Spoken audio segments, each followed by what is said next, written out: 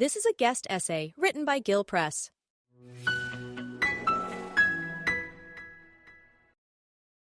We've always described Kibbutz Kfar Aza as 95% heaven and 5% hell, said Leora Eilon. On October 7th, it was the other way around. For many members of the kibbutz, a constant yearning for peace with their neighbors in the Gaza Strip has been a strong component of life in the heaven on arid earth they have built against all odds for over 70 years.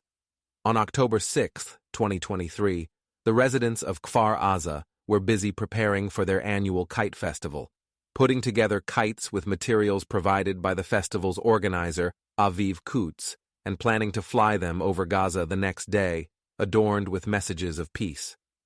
What flew the next day over the fence surrounding Kfar Aza, however, were Hamas terrorists determined to destroy the heaven on earth, the kind of heaven that they haven't developed in the Gaza Strip after it was handed to them by the Israeli government in 2005. What the members of Kfar Aza have managed to do with sheer determination and lots of hard work was so troubling to the terrorists, such a constant upsetting reminder of what they could never achieve, that first and foremost they had to remove from the heaven on earth, preferably in the most horrific way possible, the people who created it. All 5 members of the Kutz family, Aviv, 53, his wife Livnat, 49, and their children Rotem, 19, Yonatan, 17, and Yifta, 15, were massacred, along with 60 other Kfar Aza residents. 19 were taken hostage, including 3-year-old Abigail Edon. Her father, Rowi Edon, a journalism photographer, managed to take photos of the terrorists paragliding into the kibbutz and send them to his editors. The next thing he did, says Leora Eilon, was to call my son, Tal, who was the commander of the civil defense team, the first response team, to tell him what he's seeing. At that moment, his 3-year-old daughter Abigail ran out of their house towards him. When he grabbed her, he was shot and fell to the ground. Covered with her father's blood, Abigail crawled from under him and ran to the house of the Brodach family. The terrorists killed her mother Smadar, while her siblings Michael, 9, and Amalia, 6, hid for the next 14 hours in a closet in their house. Leora recounted how Michael called his grandmother and told her, quote, "Dad is dead." She reprimanded him for making a bad joke, so he sent her a photo of his father's body. When she asked to speak to his mother, he showed her the body of his mother lying on the floor next to him. Michael and Amalia were eventually rescued. Abigail was kidnapped to Gaza together with Hagar, 40, Ofri, 10, Yuval, 9, and Oriah Broduch, 4.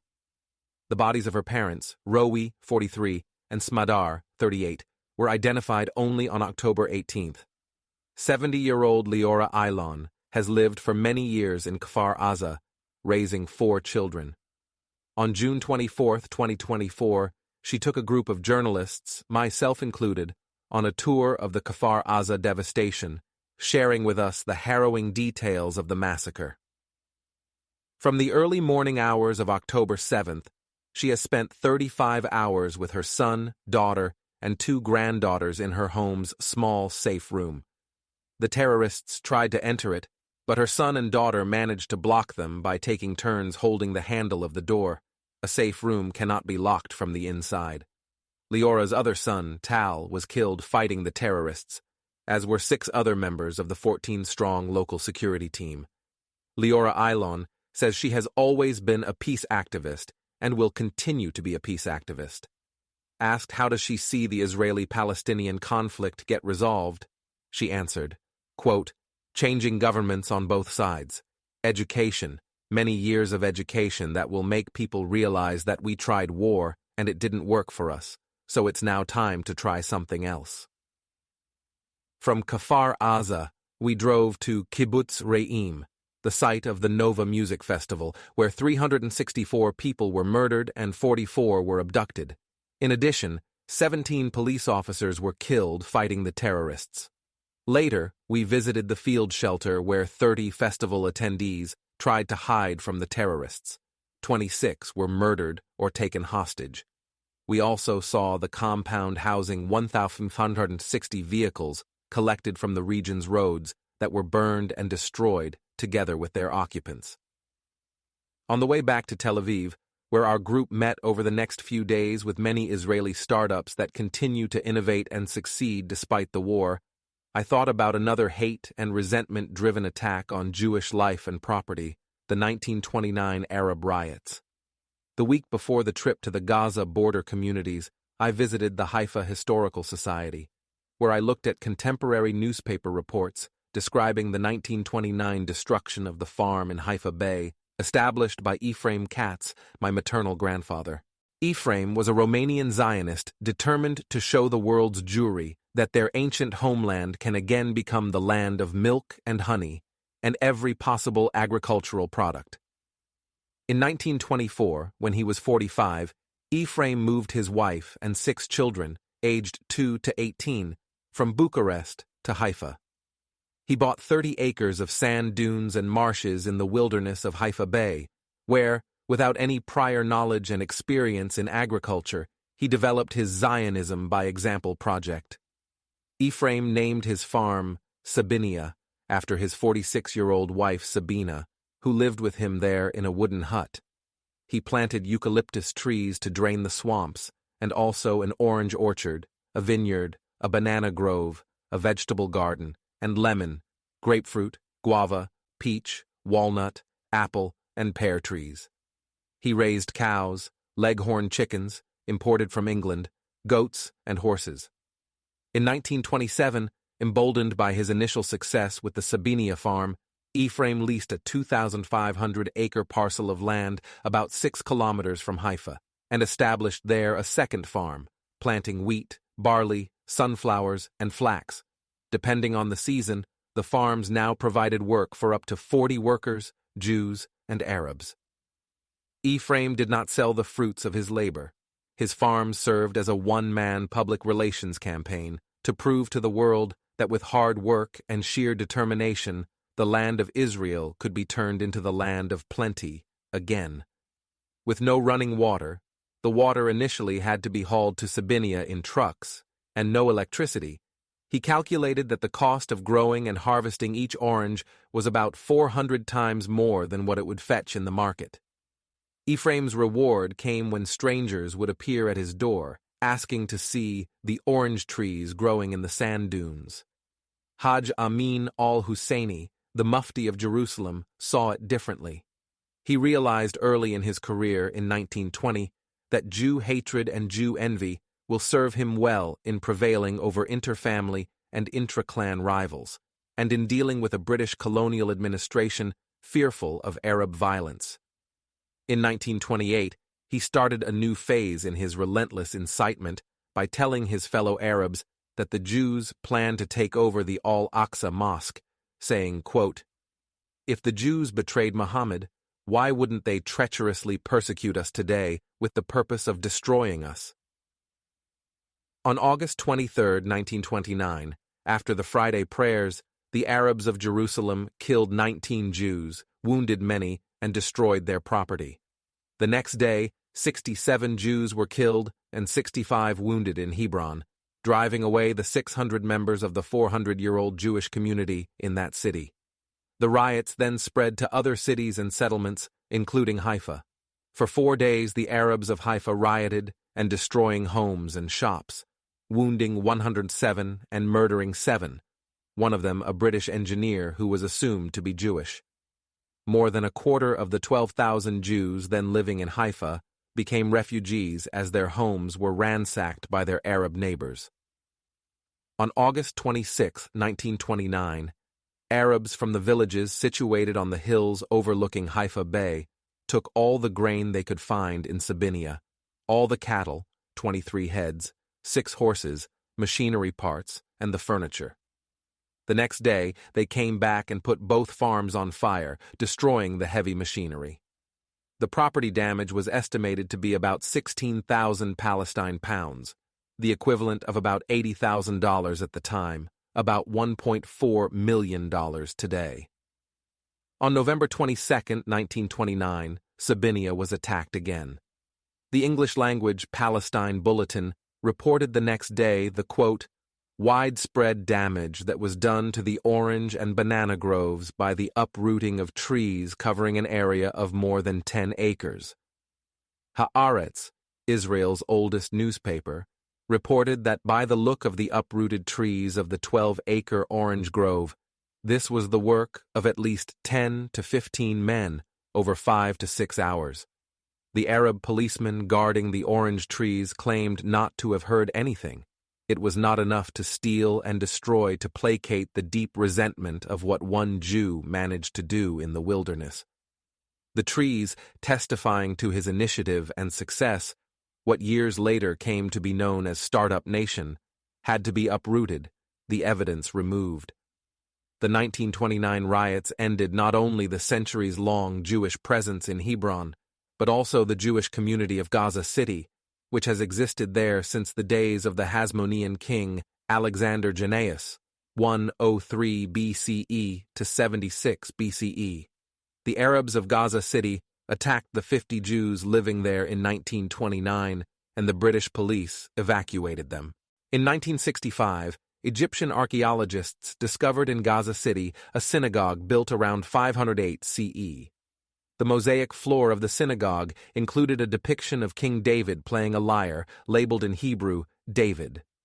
The central inscription on the mosaic floor reads, in Greek, "We, Menahem and Yeshua, sons of Jesse, wood merchants, as a mark of respect for the holiest site, donated this mosaic."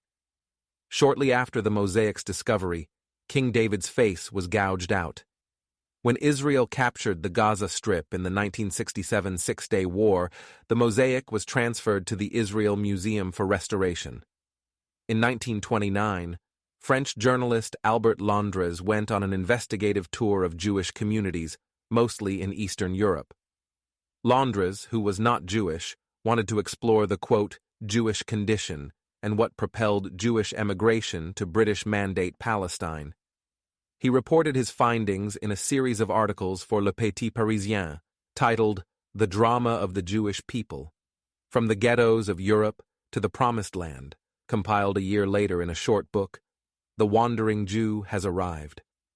Londres described the destitution and squalor of the daily lives of Jews in Europe, outlined the history of pogroms and their horrible statistics, defined pogroms as a form of rabies that infects men and impels the rabid to bite only Jews, and reported the emergence of the new Jew in British Mandate Palestine and the virulent animosity of the local Arabs.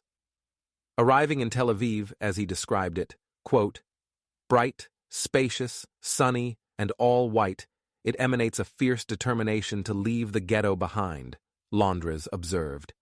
Quote, in 1908, no houses in Tel Aviv. In 1920, 250.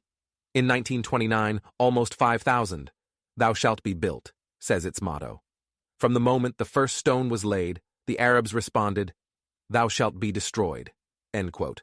Londres described what he called the Day of the Grand Mufti, August 23, 1929, in Hebron, starting with how some Arabs urged the Jews to flee. Not all Arabs are fanatics, wrote Londres. He then recounted what happened to the Jews who trusted their neighbors, people they knew from time immemorial, writing, quote, they cut off hands, they cut off fingers, they held heads over a stove, they gouged out eyes. A rabbi stood immobile, commending the souls of his Jews to God. They scalped him. They made off with his brains. On Mrs. Sokolov's lap, one after the other, they sat 6 students from the yeshiva and, with her still alive, slit their throats. They mutilated the men. They shoved 30-year-old girls, mothers, and grandmothers into the blood and raped them in unison. End quote. After describing a similar pogrom in Safed, Londres asked, what do the Arabs have to say? To find out, he met with 10 Muslim, Catholic, and Greek Orthodox Arabs. Sheikh Monafar told him that the Jews, quote, accidentally occupied, in the past, a few corners of Palestine but never all of it. And they left nothing in the form of civilization. No trace of them remained. 560 years after the Romans drove away the Jews, explained the Sheikh, Islam triumphed and, quote, our ancestors retook the land and returned it to its ancient nationality. Londres related to the group his recent conversation with Ragheb Bey al-Nashashibi, the Arab mayor of Jerusalem, in which the mayor assured him that once the British troops leave British Mandate Palestine, the Arabs will kill all the Jews in 2 days, all 150,000 of them, the size of the Jewish population there in 1929. Londres asked the 10 if they agreed with Ragheb Bey. "Definitely," they said, and Londres replied, quote, "I think that you are overestimating your strength. The new Jews are not going to let themselves bleed to death. I am even certain that they will pay you back in kind." End quote. The new Jews did not let themselves bleed to death in 1948, defeating the armies of Egypt, Transjordan, Syria, Lebanon, and Iraq, plus Palestinian Arabs, adding Arab humiliation and loss of honor to their hateful existence. The 1948 Nakba, Arabic for catastrophe, has served as the clock of legitimacy for army officers subsequently overthrowing the existing regimes in Syria, Egypt, and Iraq, promising not to fail again in the liberation of so-called Palestine. Following the departure of the Ottomans after World War I and the British and French after World War II, only Zionism offered a non-Arab antithetical force that Arabs could join together to fight, according to Hussein Abu Bakr Mansour, a senior research fellow at the Jerusalem Center for Foreign Affairs, adding, quote, "The military conflict with Zionism offered a field for unified effort and struggle that would help dissolve inter-Arab contradictions. On top of this, the legacy of anti-Semitism, which was inflamed during the war thanks to Nazi propaganda, provided a rich and popular vernacular that lent itself easily to revolutionary mobilization. Thus, the struggle against Zionism appealed to the statesman, the intellectual, and the man in the street alike." End quote.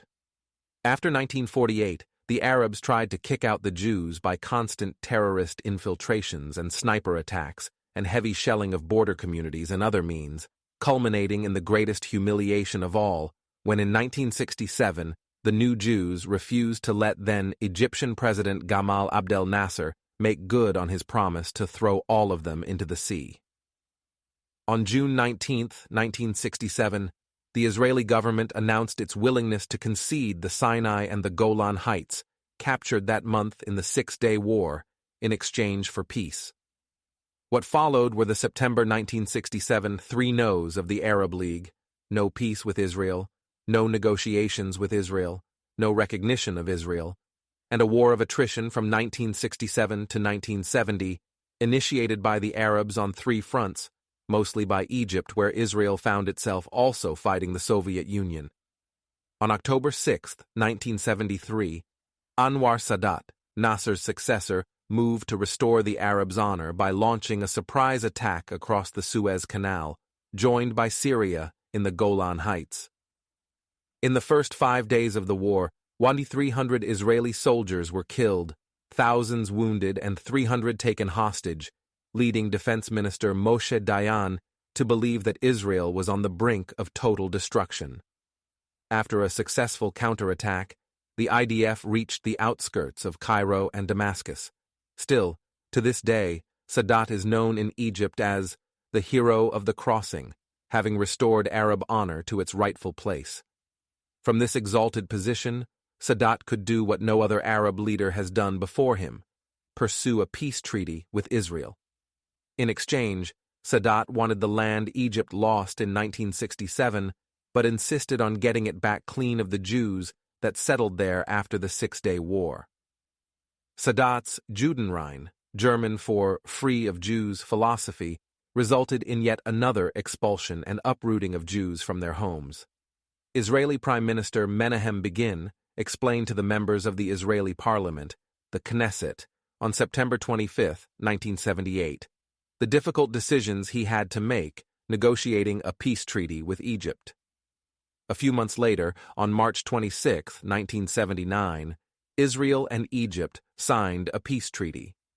The Israeli public started preparing for the total evacuation of the Sinai Peninsula, involving the uprooting of 16 settlements and their inhabitants, including the 625 families, about 2,500 people, then living in Yamit, the city just west of the Gaza Strip. Israel started developing in 1975. In 1980, prompted by the sudden death of her 58-year-old brother-in-law, Naomi Shemer, the First Lady of Israeli Song, wrote and composed Over All of These, first sung by the family at the end of their week-long mourning period. The song is a secular prayer, asking God to protect and preserve all that is precious in life, a life that is full of the good and the bad, light and fear, hope and devastation, peace and demolition. Released in 1981, the song, and especially the lyrics, "Don't uproot what's been planted," became the rallying cry of the protest movement objecting to the dismantling of the Sinai settlements. By late April 1982, all the settlements were demolished by the IDF and their inhabitants removed. After signing the Oslo Accords with the Palestine Liberation Organization, Israeli Prime Minister Yitzhak Rabin said when he accepted the 1994 Nobel Peace Prize, saying, quote, "Peace will triumph over all our enemies because the alternative is grim for us all, and we will prevail. We will prevail because we regard the building of peace as a great blessing for us and for our children after us. We regard it as a blessing for our neighbors on all sides and for our partners in this enterprise, the United States, Russia, Norway, and all mankind. We wake up every morning now as different people. Suddenly, peace. We see the hope in our children's eyes. We see the light in our soldiers' faces, in the streets, in the buses, in the fields. We must not let them down." End quote. In his 1994 Nobel lecture, longtime Palestinian leader and perennial terrorist Yasser Arafat extolled the principle of land for peace. But when he was offered, in the 2000 Camp David summit, 97% of the West Bank and all of the Gaza Strip, and a land link between the two plus a piece of Israeli land as additional compensation, and the dismantling of 63 settlements, he declined. The Al-Aqsa Intifada followed from September 2000 to September 2004, with 1,030 Israelis, 70% civilians, killed and 5,598, 82% civilians, wounded. These casualties were the result of, among other things, 138 suicide bombing events and about 450 rockets fired from the Gaza Strip. After each major suicide bombing massacre, Israeli Prime Minister Ariel Sharon would get phone calls from world leaders urging him to stop the cycle of violence. In October 2004, Sharon sought approval from the Knesset for his plan to disengage from the Palestinian Authority, starting with the Gaza Strip, saying, quote, "I am utterly convinced that this disengagement will strengthen Israel in the territory essential for its survival, receive the blessings of those near and far, reduce the terror, break the boycott and siege, and move us forward on the road to peace with the Palestinians and our neighbors."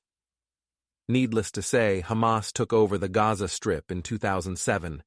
It established there an Islamic dictatorship with the sole aim of eliminating the Jewish state, replacing it with yet another Middle Eastern backward authoritarian regime. The endless attacks on civilians, from the Gaza Strip and elsewhere, have convinced many Israelis that the Palestinians only want to kick them out, while other Israelis still hoped for a peaceful coexistence. All of the new Jews, however, have always been united in their determination to rise from the destruction and mayhem inflicted by their neighbors, rebuild and renew, and develop an even more successful, modern, democratic, and thriving society in their ancient homeland. As the voice of Israel, singer-songwriter Arik Einstein wrote and sang in 1998, quote, "Looks like we will stay here forever. Looks like we will never move from here." In 1930, Ephraim Katz built a new house in Sabinia. This time it was made of stone and resembled a small fortress with bars on the small windows, and recreated the chicken coop, the stables, and the cowshed. He replanted orange, banana, and other fruit trees. The cellar of his new home housed an incubator, used also by the surrounding kibbutz communities that lacked the proper equipment for hatching eggs. During the following years, the landscape around the farm has changed rapidly and radically.